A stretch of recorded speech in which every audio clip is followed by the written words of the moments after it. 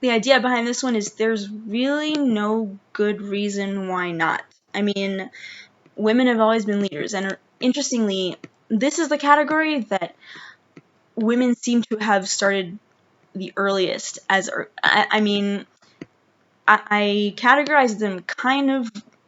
I guess it doesn't really necessarily make sense, but a lot of people were from 1900 on, and here we have almost most people before 1900. Theano, possibly one of Pythagorean philosophers, Hypatia.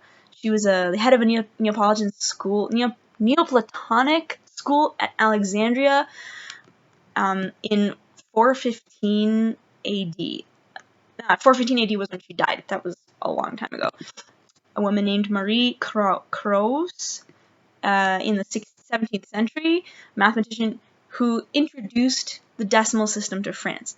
Introduced the decimal system to France. They didn't have decimals, and this woman came along and taught them decimals. Amazing. Okay.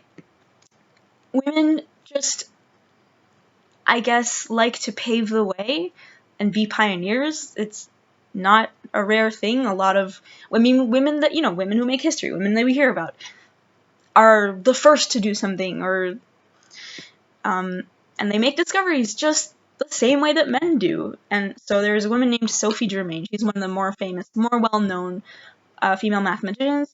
She's French, and she corresponded with Gauss, who many people have heard of because he was also a child prodigy and invented like 3/4 of calculus. Ada Lovelace wrote the first computer program.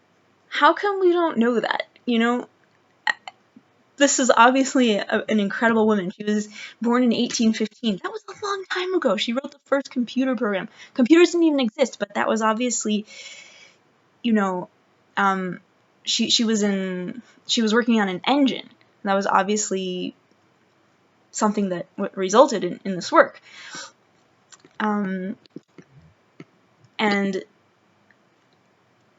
one of the interesting things about leadership is women do it in the same sense that men do it, because we're people, we're humans, we're just drawn to be leaders. There is a woman named Grace Andrews, who was one of the only 2 women listed in the first edition of American Men in Science.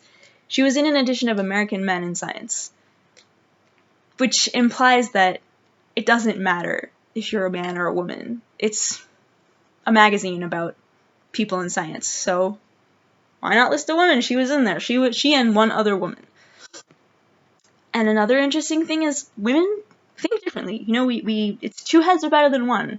We have different ways of thinking, different ideas, and sometimes those ideas are revolutionary. There was a Catholic nun, Marie Celine Fazien, something, born in 1906.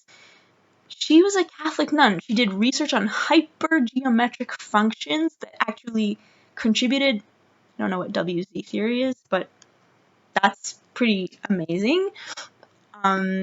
Dolores Richard Spikes. She was an African-American mathematician, the first female president of a university system in the United States, a woman named Marie France Vignera, a French mathematician. She proved that you cannot hear the shape of a hyperbolic drum.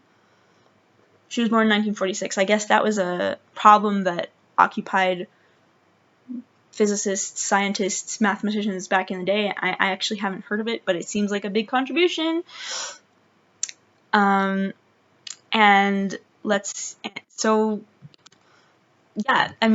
women just contribute because we have good ideas, different ideas, and why not?